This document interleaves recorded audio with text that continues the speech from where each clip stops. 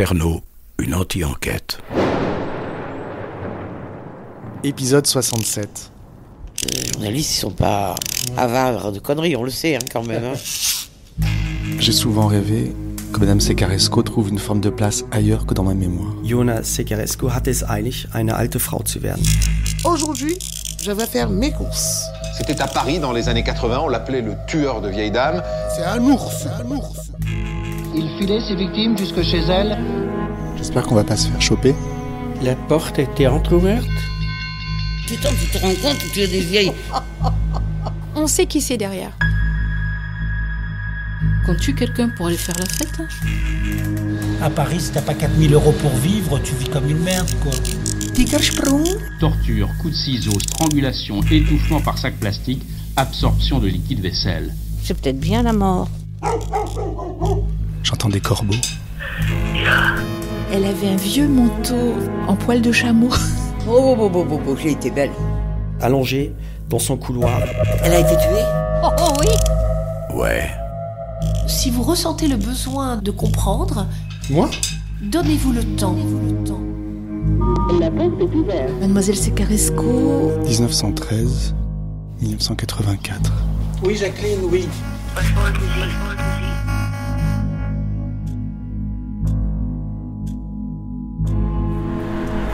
Trois dehors. On est samedi matin et je retourne chez Thorsten. On a prévu d'appeler Marie-Louise Scherer ce matin, la journaliste allemande, en espérant qu'elle sera pas malade cette fois-ci et qu'elle pourra nous parler.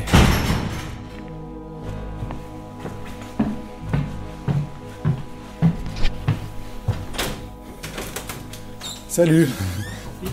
Merci. Ça va ? C'est un peu frais, hein? Il fait froid, hein ? Ouais, en fait. Faut un petit café. Ouais. Et puis, on va se mettre au travail. Hein? Enfin, on va essayer de l'appeler. J'espère qu'elle va répondre. Marie-Louise Scherer. Marie-Louise Scherer.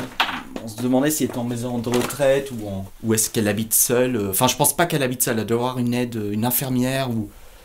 Je peux pas imaginer qu'elle soit autonome, en fait. Moi, je l'imagine seule dans une grande maison à la campagne.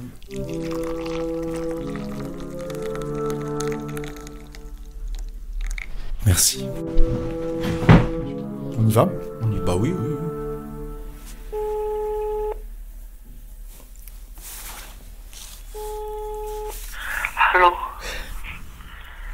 Hallo, Frau Scherer? Ja, ich bin Thorsten Mollig. Ich weiß nicht, ob Sie sich noch erinnern. Ich habe Sie letzte Woche angerufen, letzten Samstag. Da haben... Ich rufe mich spät, sehr früh an. Ich bin krank.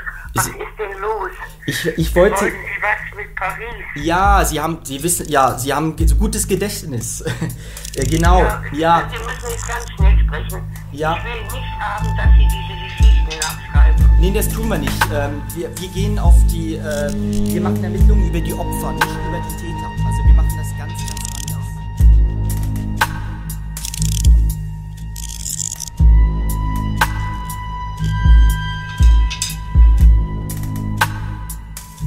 Also ich hänge jetzt an, weil ich jetzt nicht mehr weiterreden kann. Ja, wiederhören, Frau Scherer, wiederhören. Danke. Alors, Elle a l'air bien malade. Ouais. Et donc elle me répète qu'elle est très faible, qu'on l'appelle trop tôt et qu'on pourrait parler une autre fois. Bon, elle a quand même pris mon numéro de téléphone et mon nom. Ce qu'elle explique, bon, elle a redit que elle voulait pas qu'on touche à l'affaire, clairement. Ah bon ? Oui.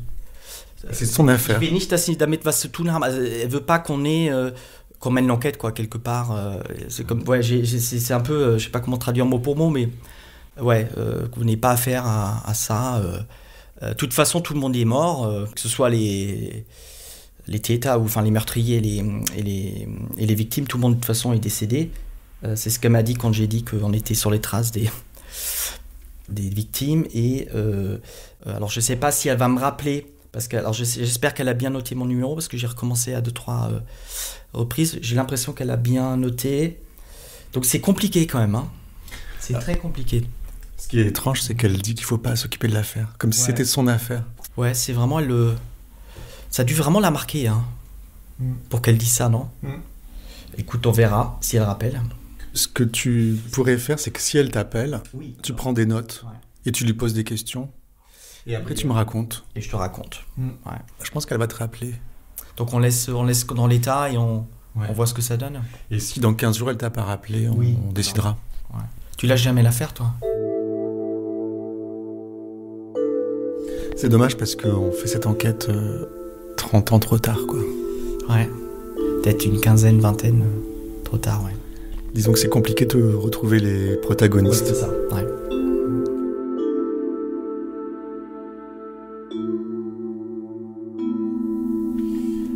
Qu'est-ce que tu vas faire aujourd'hui? Alors je vais aller jouer à la pétanque. J'ai 2 frères et un autre ami, on est 4. D'accord. Donc on va aller jouer à la pétanque au cœur de Paris. Tu vois souvent tes frères? Je vois, ouais. Bah on est 6 frères. Et on est 6, ouais. Et on est très proches, tous. Je suis fier de tous mes frères. C'est vrai? Ah oui. Énormément, ouais. Et tous différents. Alors, il y a des écarts assez importants en termes d'âge. Donc, il y a 21 ans d'écart entre le premier et le dernier. Mais on est tous très proches et on prend soin les uns des autres. Alors, s'il y en a qui va pas bien, tout de suite, il y a un truc qui se met en marche. Une forme de protection. Ouais. Comment ça se passe? Je sais pas, s'il y en a un qui va pas bien ou qu'il y a un événement important, que ce soit positif ou négatif, d'ailleurs. C'est tout de suite les premiers au courant, c'est les frères. Toi, hier, on était 3 au téléphone, 3 frères. Toi, par exemple, on se raconte beaucoup de choses, ouais. Donc ça doit être extrêmement rassurant, en fait. Ouais. Ah, je sais que je peux les appeler les uns les autres, pas n'importe quel moment, on est là les uns pour les autres. Ouais, franchement, c'est tous des mecs géniaux. Et est-ce que tu te sens libre? Oui, tout à fait, ouais. Tu te sens pas trop, du coup, un peu étouffé ou surveillé? Non, pas du tout. On se contacte quand on a envie. On a tous notre vie aussi, la vie de chacun.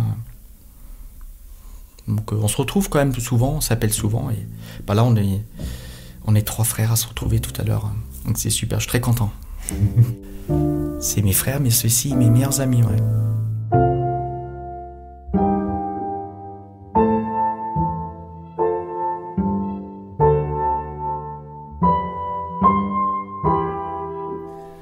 Aujourd'hui, tu vis seul? Ouais. Alors j'ai vécu en couple pendant 10 ans. Donc j'ai aussi l'expérience de vie à 2, tout ça. Et c'est pas pareil, ouais. C'est différent. Je sais pas quelle est ta question exactement, mais... Je pense que tu as dû être très entouré étant enfant avec tes frères et tu n'as jamais été habitué à vivre seul. Alors toujours très autonome. C'est-à-dire que je me retirais... j'avais toujours cette liberté de me retirer dans mon... Puis j'étais dans mon monde de musique. Donc j'ai toujours passé beaucoup de temps seul. Déjà, j'étais très... pas solitaire, mais en fait, je m'ennuie jamais. Là, tu me demandes ce que je fais aujourd'hui. Là, c'est à peu près... j'ai rendez-vous avec mes frères, tout ça. Mais si j'ai passé rendez-vous, en fait, ma journée, elle passe très vite parce qu'entre les bouquins, la musique... j'aime beaucoup l'histoire, je regarde beaucoup de choses, ou je me balade dans Paris pour voir des lieux. En fait, j'ai 10 000 choses à faire. Donc, le fait de vivre seul, je le vis très bien. Mais il manque quelque chose, quoi. Ouais. Ce partage. J'adore partager les choses. Et donc, peut-être, je souffre un peu, en fait, de ça, d'être seul. Tu te sens un peu incomplet? Ouais, complètement, ouais. Et c'est quand même une souffrance. Ouais. Après, je laisse venir les choses. La période en ce moment, comme tu l'imagines, n'est pas idéale pour faire des rencontres. Mais voilà, je suis hyper optimiste, joyeux, donc je me laisse pas abattre. Du coup, t'es sur des applis? Ouais. De rencontres? Ouais. Là, aujourd'hui, je suis dans une dynamique où je veux faire ma vie à quelqu'un, potentiellement, je veux dire, je veux être papa aussi, j'aimerais beaucoup avoir un enfant ou plusieurs. Je vais avoir 40 ans, bientôt. Donc, c'est quand même des choses qui me traversent l'esprit.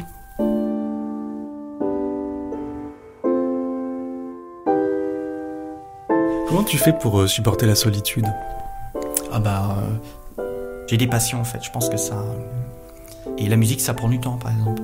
Et tes frères? Ah oui, carrément, ouais. La famille, ouais. Ah oui, ça, c'est évident, ouais. Dans les bons et dans les mauvais moments, d'ailleurs, ouais.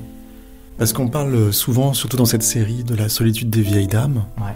Ah oui, carrément, ouais. Mais il n'y a pas que les vieilles dames qui peuvent être seules. Ah non. Ouais, c'est vrai. On a tendance à l'oublier. Ça fait bizarre de parler de soi-même, enfin de ça. T'aimes pas trop? Non, pas trop, non. Moi, je le fais, je joue le jeu. Mais non, mais je suis à l'aise, enfin, j'ai pas de souci avec ça, mais j'ai pas honte d'être seul, hein. Enfin, de vivre seul, hein. Je veux dire, c'est pas... Il y a beaucoup de gens, hein. Il y a beaucoup de gens qui ont honte de la solitude. Ouais, je pense, ouais. Comme si on était... Oui, de toute façon, on est fait pour être à deux, et puis je pense qu'à un moment donné, plus tu vieillis, plus on trouve étrange que tu vives seul, en fait. Toi, je vais avoir 40 ans...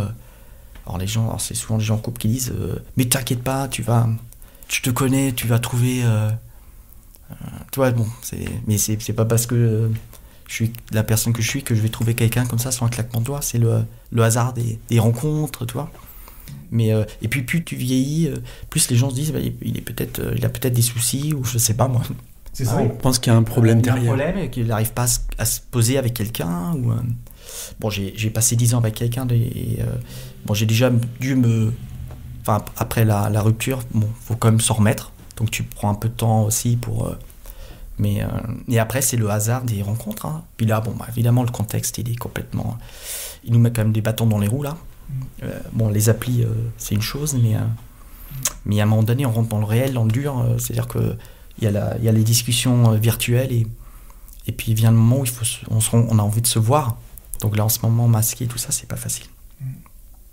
Voilà, donc... mais je le vis très bien et je me dis, je vais rencontrer quelqu'un à un moment donné. C'est pas... Enfin, je rencontre des gens, enfin, des femmes, mais après, bah, ça le fait pas.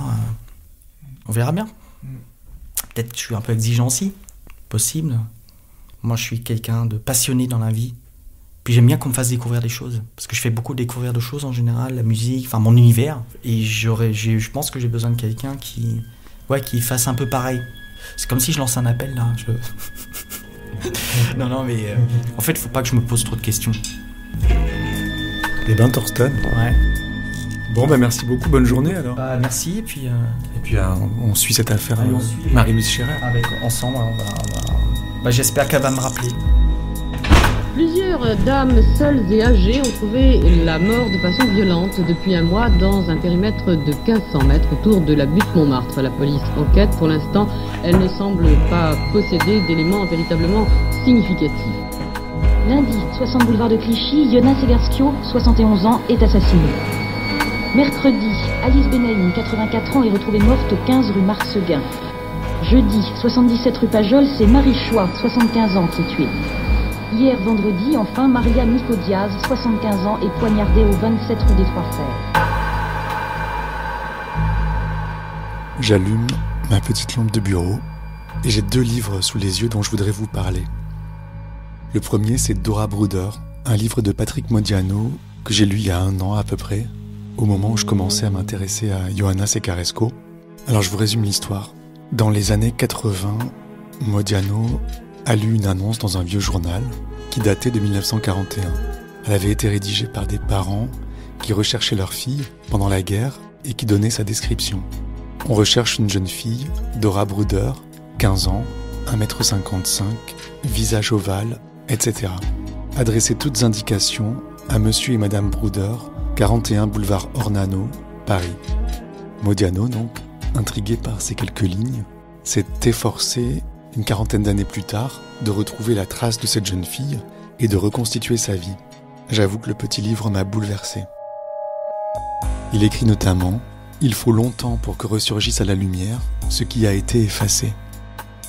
Alors je comprends bien ce qu'il a voulu dire. Retrouver les traces d'une personne disparue est un travail minutieux, très long, pour lequel il faut s'armer de patience. On doit mener des recherches précises dans des archives qui ne permettent que de retrouver d'infimes informations. Ce que raconte son livre, c'est que c'est un travail indispensable, que les gens, même inconnus, même disparus, sont précieux et que leurs existences racontent tout un monde. C'est comme ça que moi je le perçois en tout cas. Sinon, il y a un passage qui a particulièrement retenu mon attention. Dora Bruder, donc cette jeune fille, était inscrite en 1940 dans un internat religieux de la rue Picpus à Paris.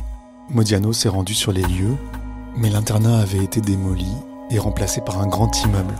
On le sent un peu déçu de ne pas pouvoir visiter ou même voir ce bâtiment où a vécu Dora Bruder. Et il déplore qu'il ne subsiste aucune description de l'endroit. Et un jour, en relisant Les Misérables, il s'aperçoit que Victor Hugo décrit une traversée nocturne de Paris par Cosette et Jean Valjean. Et sur quelques lignes, Victor Hugo décrit le jardin d'un couvent où il se réfugie, situé à la même adresse que le pensionnat où était Dora Bruder. Modiano écrit qu'il croit aux coïncidences et quelquefois aux dons de voyance chez les romanciers. C'est comme si Victor Hugo avait laissé dans son œuvre quelques indices à Patrick Modiano, comme s'il était venu à son secours depuis le passé.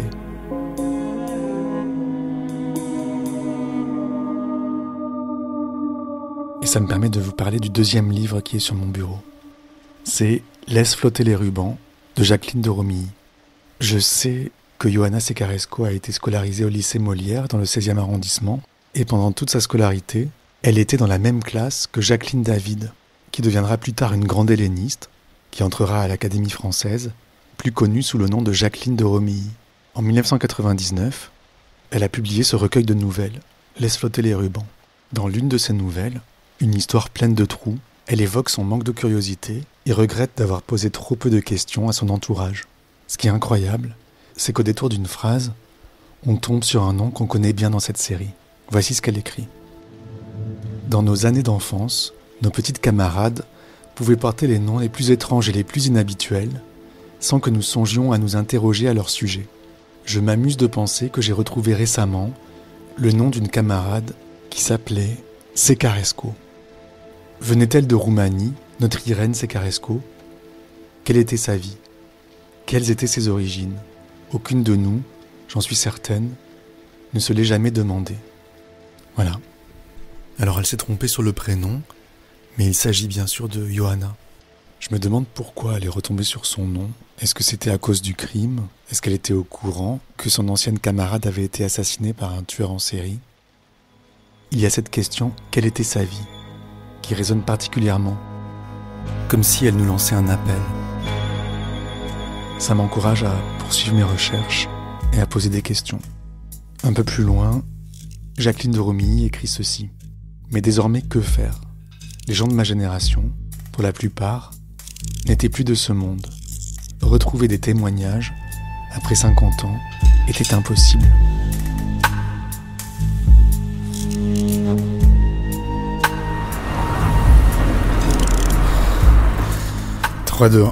Je suis à vélo, je suis en train de monter une côte très raide qui conduit à l'observatoire de Meudon où j'ai un rendez-vous avec Claudine.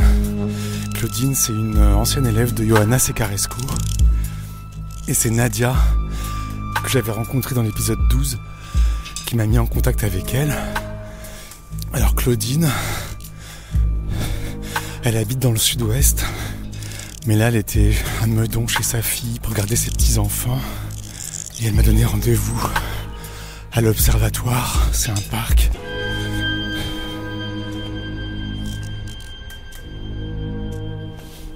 Bonjour. Vous êtes Claudine ? Exactement. Enchantée. Enchantée également. En regardant la côte, là, je me suis dit, s'il vient en vélo, qu'il n'a pas de vélo électrique, c'est pas le point de rendez-vous idéal. C'est gentil d'avoir accepté de me rencontrer. Sinon, ça aurait été difficile. C'est beau ici ?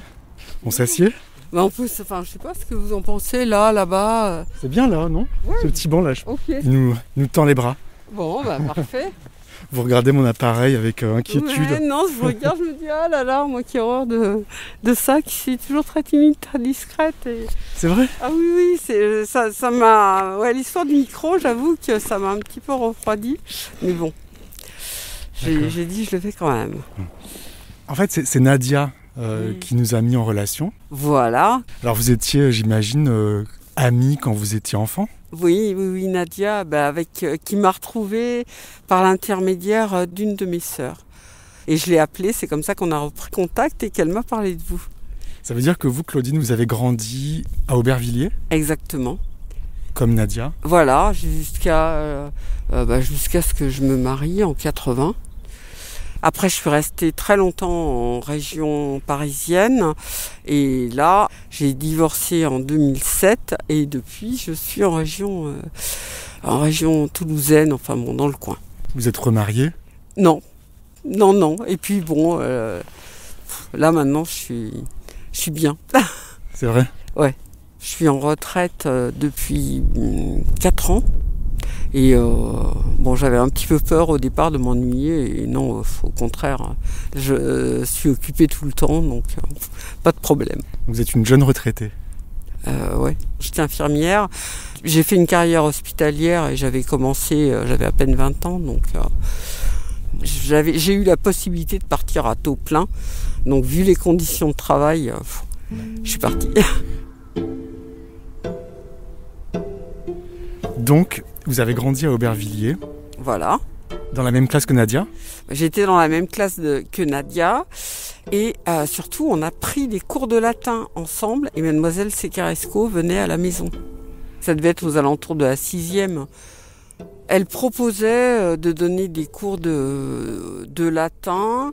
Alors par contre, Nadia, elle était très très réceptive. Moi, le latin, c'était pas trop mon truc.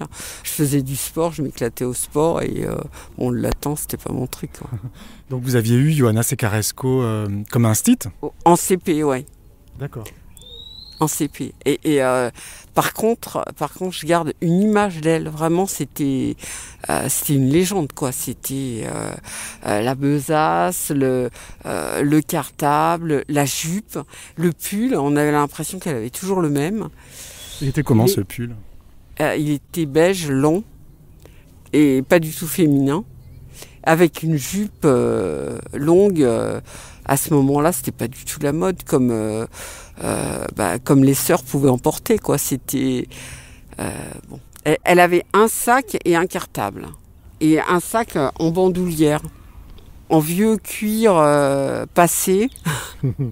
sur elle, c'était toujours pareil, quoi. On avait l'impression qu'elle ne se changeait jamais, que c'était marrant. Et son visage, j'ai pas de souvenir.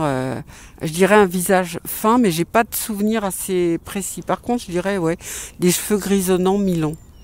Il paraît qu'elle avait une très belle peau. Oui, blanche, blanche. Je pense que bien arrangée, ça aurait pu être. Elle aurait pu se mettre en valeur. Vous dites que c'était une légende. Un puits de savoir, ça c'est certain. Et puis oui, c'était un personnage qui sortait de l'ordinaire. Quand on l'a eu, forcément, même si on l'a eu en CP, donc tout petit, forcément on était marqué par ce personnage. Elle se démarquait des autres instits par ses manières de faire aussi. Par exemple, un truc qui m'est revenu, les bons points. Elle donnait pas des bons points comme les autres. Elle prenait des tickets de métro, elle en faisait des chiens et c'était le bon point. C'est-à-dire qu'elle les pliait comme des chiens. Elle les pliait comme des chiens, ouais. Et c'était le bon point, quoi. Quand on avait bien travaillé, qu'elle voulait montrer qu'on avait bien travaillé, c'était quelque chose qu'elle avait fait. C'était pas un bon point qu'on distribuait comme une image. C'était, voilà. Donc elle se démarquait par des petites choses comme ça, qui étaient très personnelles. Vous avez reçu des chiens ? Oui, j'en ai eu quelques-uns. Bravo.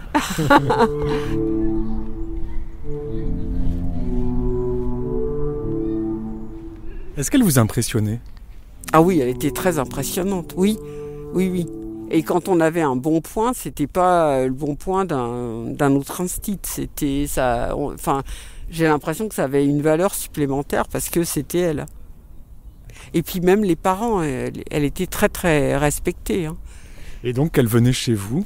Elle était jamais en retard. Toujours à l'heure, toujours très ponctuelle. Et puis elle nous donnait ses cours, elle nous donnait des devoirs à faire pour la prochaine fois. Voilà.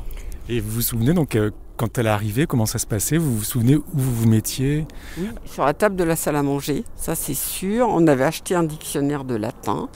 On était sur la table de la salle à manger. Oui, ça je m'en souviens. Je m'en souviens bien. J'avais 2 sœurs qui étaient plus jeunes. Il ne fallait pas qu'elles fassent de bruit. Donc, oui, c'est ça, je m'en souviens. Et elle était sévère ? Je la voyais différemment quand elle venait à la maison. Mais c'était quelqu'un... Elle en imposait, pourtant elle n'avait pas une carrure... Enfin, c'est pas son physique qui en imposait. Je pense que c'est ses connaissances qu'elle représentait. Mais par exemple, quand elle disait « il y a ça à faire », eh ben, même si c'était à contre-cœur, je ne me serais pas vue ne pas le faire. Ça mouftait pas, quoi. Voilà. Voilà. Pourquoi ? Qu'est-ce qui se serait passé ? Je sais pas, mais j'ai jamais tenté. Je sais pas. Il y a des choses... ouais, non, je sais pas, mais j'ai pas tenté, non.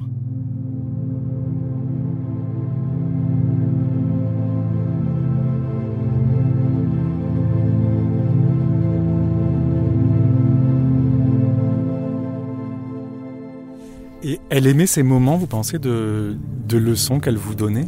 L'enseignement, c'était sa vie. Ça se sentait, ça ? Ah oui.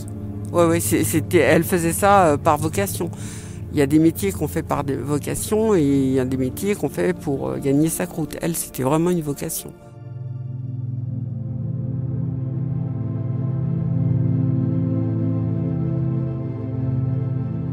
Est-ce qu'après les leçons, vous avez pensé à elle ?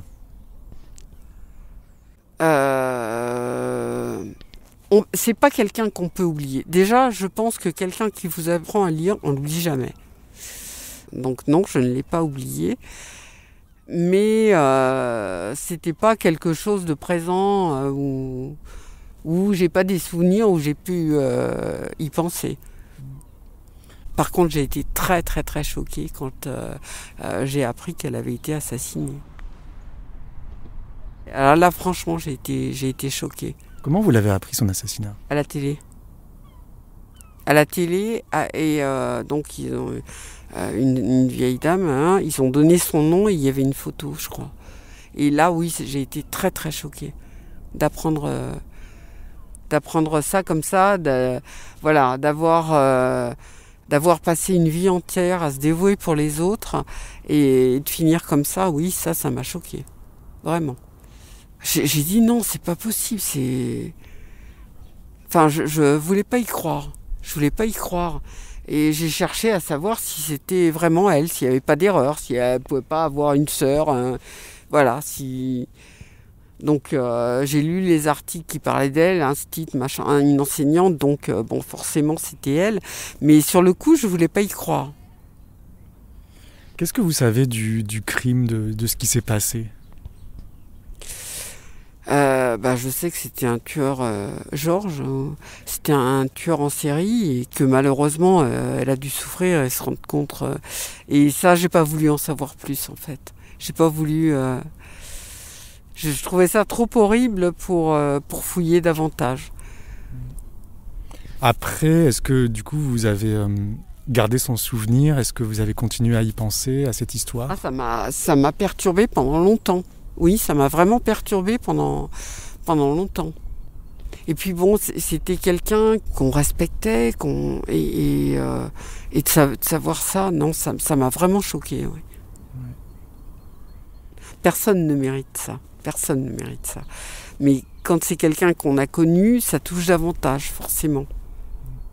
C'est le fait qu'elle ait pu souffrir. Et je me dis, elle a toujours vécu seule, elle a été retrouvée 2 jours après. C'est terrible de finir comme ça, de souffrir, d'être seule, enfin, on imagine des cris, enfin, je sais pas, mais oui, effectivement, on s'imagine des choses. Elle était bâillonnée, je crois. Ah, c'est horrible. Bon. De finir sa vie comme ça, moi, c'est horrible. Je me souvenais pas par contre qu'elle avait été bâillonnée et que j'imagine que même avant d'être bâillonnée, elle a dû avoir un moment, enfin, où elle s'est rendue compte qu'elle était en danger et que ça, c'est terrible. Ça a l'air de vous toucher. Ah oui. Ah oui. Comment il faudrait mourir ? Ah, vous posez ça à une infirmière, sereinement et sans souffrir, ça c'est certain. Vous avez vu beaucoup de gens mourir dans votre métier ? Oui, et à la fin j'étais référente en soins palliatifs, donc Donc c'est quelque chose qui me tenait vraiment à cœur, ne pas souffrir, accompagner les patients. Donc c'est vraiment quelque chose. Donc forcément, je suis encore peut-être plus touchée par la souffrance et par la sauvagerie. Alors que justement, de par ma profession, j'ai toujours tout fait pour accompagner les gens, pour que voilà. Si vous deviez accompagner Johanna Secaresco dans sa mort, comment vous feriez ? Qu'elle soit apaisée, qu'elle soit apaisée, qu'elle puisse dire ce qu'elle a sur le cœur, ce qu'elle a envie qu'on garde d'elle, et qu'elle parte apaisée surtout.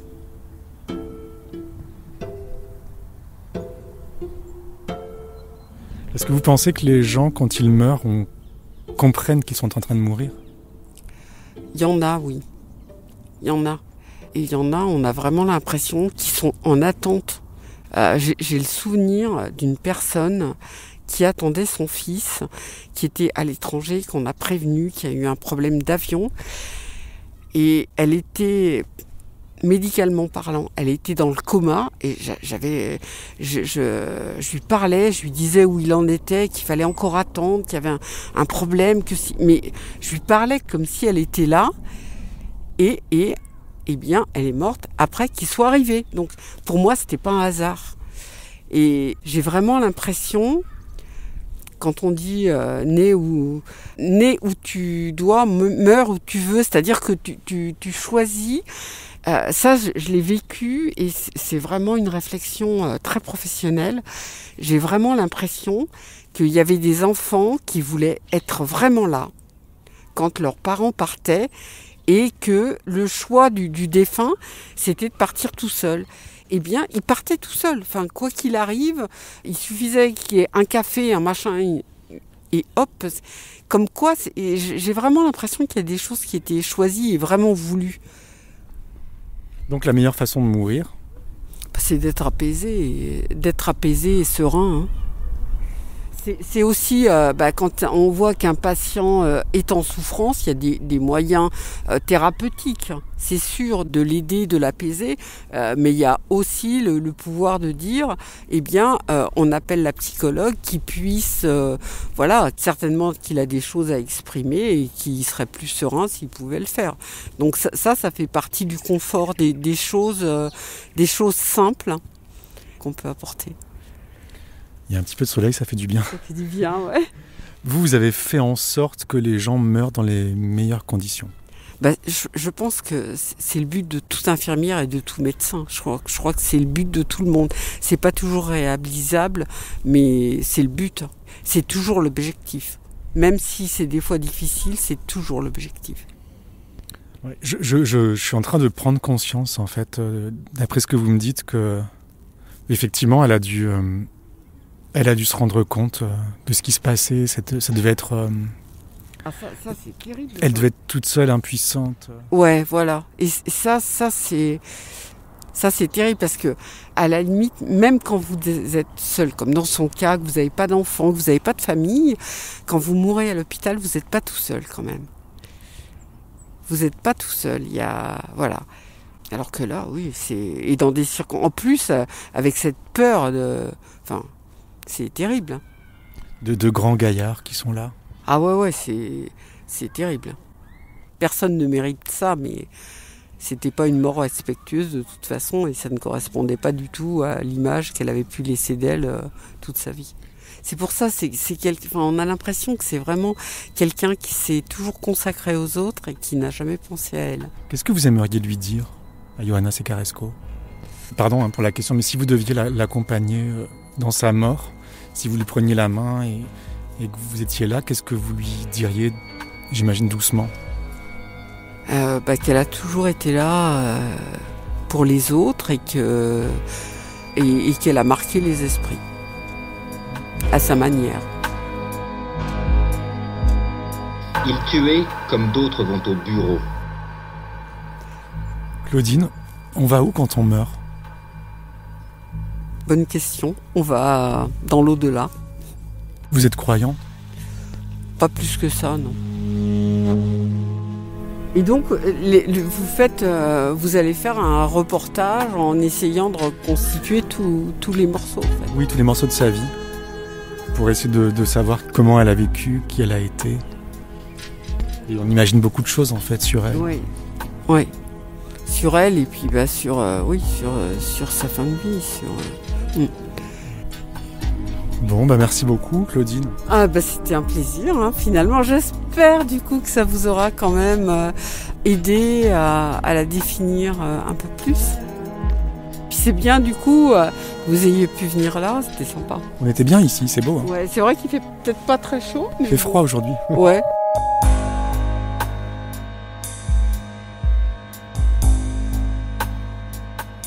Et bonne continuation. Merci Claudine, merci beaucoup d'avoir accepté. Au plaisir, au revoir.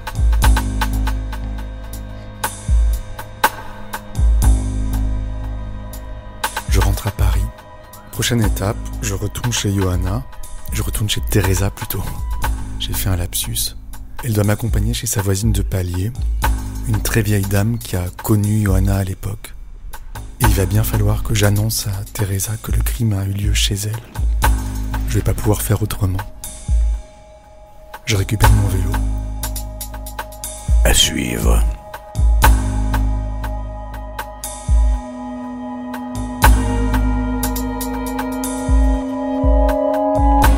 Merci à Farah pour sa présence et ses conseils, à Théo Boulanger pour sa musique, ainsi qu'à tous les contributeurs au Patreon qui financent ce travail. Comme eux, vous avez la possibilité de participer à cette anti-enquête et d'écouter des épisodes inédits en vous abonnant sur patreon.com/cerno. Patreon.com/cerno. Et si vous ne pouvez pas, mettez des étoiles et laissez des commentaires sur votre appli de podcast. Un grand merci, rendez-vous dans 2 semaines pour l'épisode 68, et d'ici là, ne laissez pas traîner vos grands-mères. Ne laissez pas traîner vos grands-mères. Cerno, une anti-enquête.